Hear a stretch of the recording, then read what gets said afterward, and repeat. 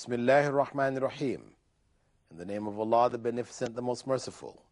I'd like to welcome you, dear viewers, to another in our series, In the Light of Islam. Assalamu alaikum wa rahmatullahi wa barakatuh. May Allah's peace and blessings be on each and every one of you. We welcome you to our program dedicated to you, dear viewers. I'm waiting for your letters at our post box, P.O. Box 111, Sharjah, UAE. Please write in. Let us hear from you.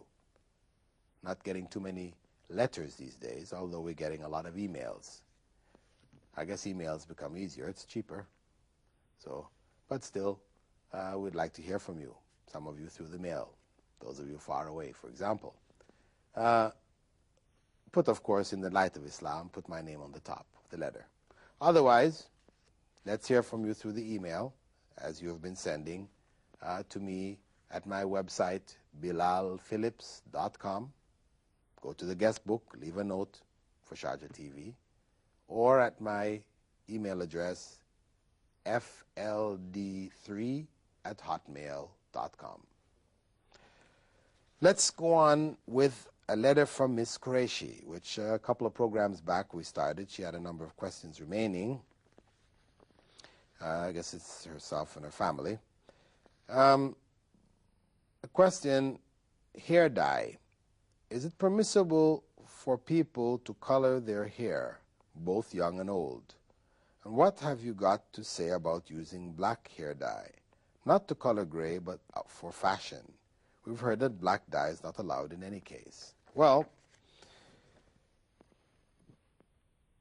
hair dye, Prophet Muhammad ﷺ had recommended that the hair be dyed when it becomes gray.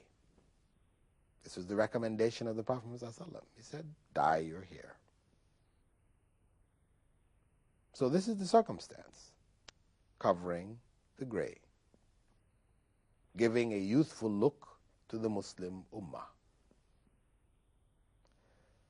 But this practice now of changing one's hair color, this week I'm blonde, next week I'm a redhead, the week after I'm a brunette, the week after that I've got black hair, this is a Western concept, a Western practice where people are radically changing their looks. You change your hair color to match your dress.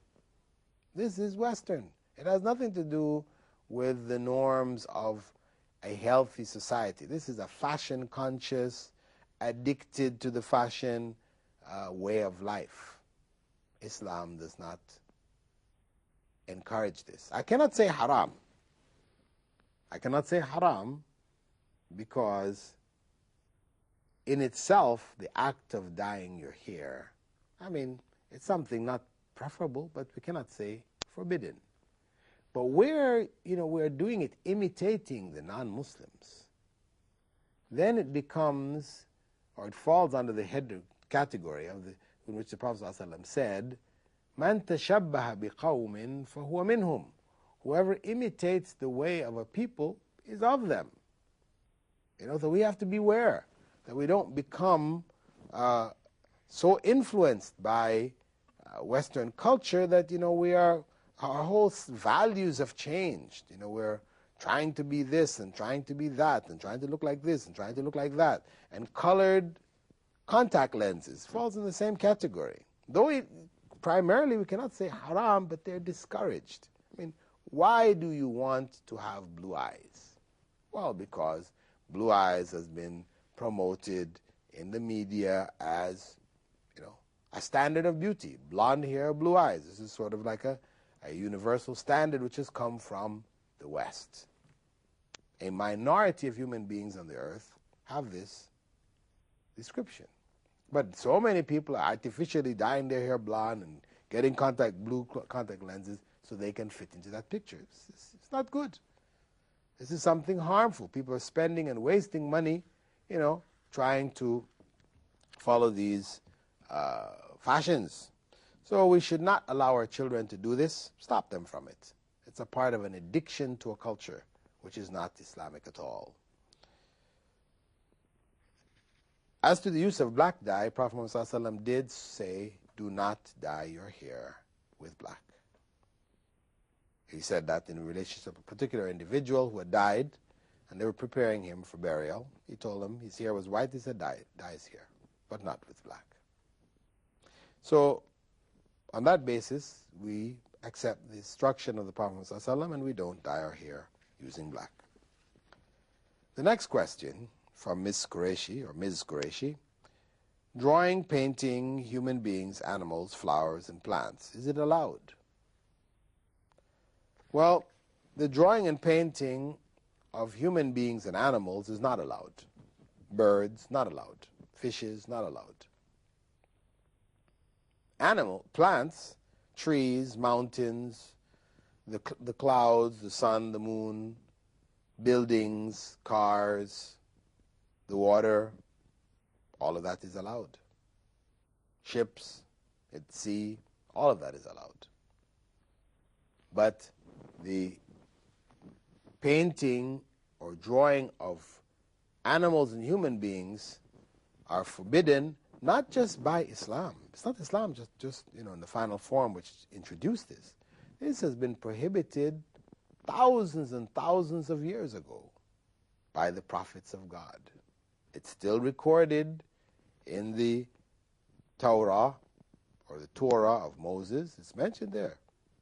You should not make any graven image, an image painted, carved, drawn, etc., of any living being outside of the animal, the trees, etc. Any living being that is in the air, in the sky, in the water, or on the land. Forbidden. Why? Because this is the door to idolatry. When we look at all the idols that people are worshiping, what are the idols of? They're idols of animals or human beings. That's the most common idols that people worship. Not to say that maybe people somewhere, sometime, don't worship something else, but for the most part, the vast majority of people worship idols in the form of human beings or animals. So this door was closed. And the Prophet Muhammad ﷺ mentioned that from the time of Adam, when Adam was created, and he was not only the first man, but he was also the first prophet, he was given revelation. The religion he had was Islam, and he taught his offspring Islam, and they continued to practice it all the way down to the time of Prophet Noah. In his time, there were 5 righteous people who, when they died, Satan came to the masses of people and suggested to them that they make images of these righteous people, paintings, carvings, drawings of them, and they place them in the places where they used to sit, where they used to frequent, at their graves, so that when people would go to the graveyard or wherever they used to sit, etc., and they would see these images, it would remind them of these righteous people, and they would be encouraged to do good deeds. The people liked the idea, it sounded good, so they did it. And that first generation went, and that's what they did. Whenever they saw the picture of such a white person, a good person, righteous person, they would continue to do good, and it would encourage them to do good. However, generations later, Satan came back to the people who by now had forgotten what the original intention of those who first made these idols were, or these images were, and he came to them and suggested to them, the later generation, that really your ancestors, your grandparents, etc., they were worshiping these images. And it was due to their sincere worship of the images that rain came in abundance, the fields yielded great yields, and the people began to worship them. This is how idolatry crept in to the world. And Prophet Noah was sent to call people back to the worship of the one true God without any images and representations of that God. So because of that, Islam has prohibited the use of images in whatever form. However, there's an exception made for children. young children are allowed to have images. They learn better by it. Dolls, pictures, these kind of things are permitted for children. Once they grow up, then we no longer keep these things. We remove them from our homes. So you don't want to be a 25-year-old woman and you still have the dolls that you had when you were a kid. No, get rid of them. Don't save them for sentimental value. No, they've now become idols. Get rid of them. As a baby, as a child, you played with them. Now your time is over. You no longer play with them. Get rid of them. So that's the general ruling concerning them. The next question, what do you have to say in the light of the Sunnah and the Quran about working women, especially those who don't need to work? Well, in general, we would say that the general or the norm for the Muslim society is that the man works. He goes out, he earns a living, and he provides for the woman. The woman stays home, she looks after the home, she looks after the children. That's the normal setup of the family structure and the workplace. That's the norm. Now, if a woman goes out to work along with her husband, then the children are now put in a creche or a nursery or whatever. Other people will be raising that child. That woman, when she goes out to work, she's making more money, makes life a little more comfortable for them. But what is happening to that child? That child is being denied in those early years the intimate comfort and love of the mother. Because no matter how well-trained the people of the nursery may be, you know, they've been Western trained or whatever, they've had all this kind of training, the fact is they're not mothers. They're not the mother of those children. And they will not treat the children the same as their own mother. And they're human beings. How many cases we hear of where child care workers, people in nurseries, etc., have abused children? A woman is put with 10 kids, babies. At first, maybe she has a big heart. She goes in, she's taking care of them. She changes these diapers and, you know, she's doing this, looking out, feeding this one and so on, so taking care of everybody. But after a while, she gets worn down. This one is screaming and that one is screaming. She's starting to say, why does it stop screaming? Why does this one say? Next thing you know, she's taking the pillow, put it over the head of the kid, and the kid dies. Or she takes up another kid, starts shaking the kid, stop screaming, until the kid, you know, the flopping of the head back and forth causes them to have brain seizures and they die. How many cases? Many, many cases of this happening. So, mothers, your first responsibility is to your children. You should stay home and look after those children. Now, if there's something you can do from home, because maybe there's some jobs that can be done from home, then, and you have the spare time, then no harm, as long as the family doesn't suffer. And if you have no need to go out to work, now what motivates you to go out and work?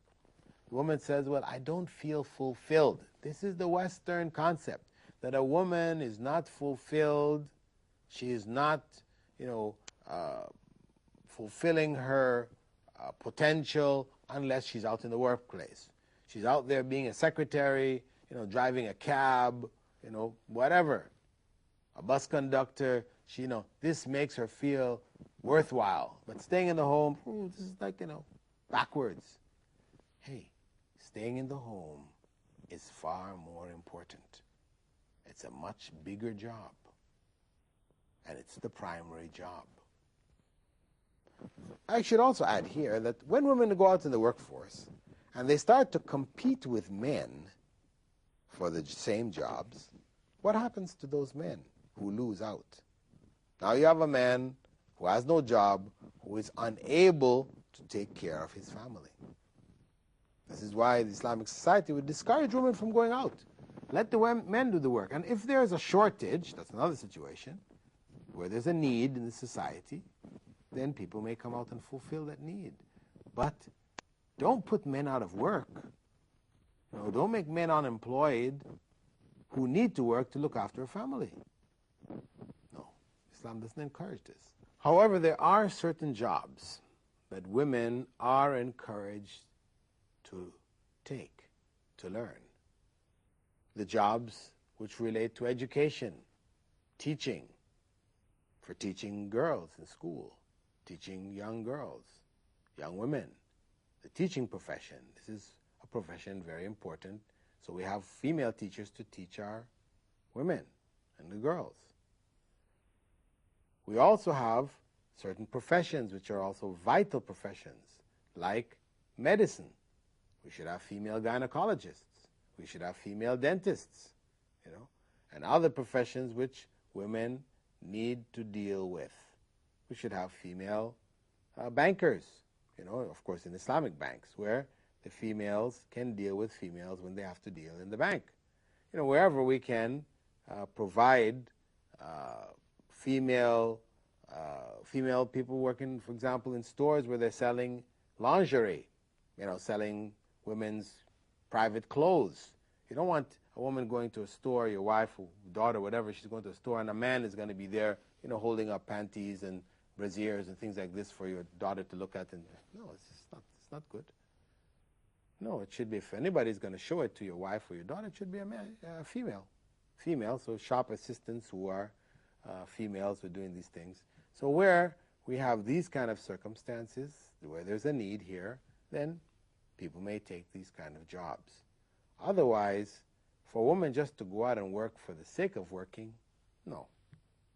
Better she stays home, she learns her religion, goes and takes some classes and improves her knowledge, prepare her to be the best mother she can for your children. Because that's what's most important. For her to give the children as much as she can from knowledge of the religion, from proper upbringing, learn about raising children, rather than learn about it after you made your mistakes. You look back and say, oh, I shouldn't have done that. Maybe with the next one I won't. No, better when we go into raising children, we study it, find out, learn. There's a lot of information available to us today. We don't have to learn, as we go. Learn from our mistakes. We don't have to. People have already written books and identified where common mistakes are, etc., and advised us as to how to raise children properly. So women should take advantage of that. They can help educate their husbands, with regards to certain issues and practices, which are also very important.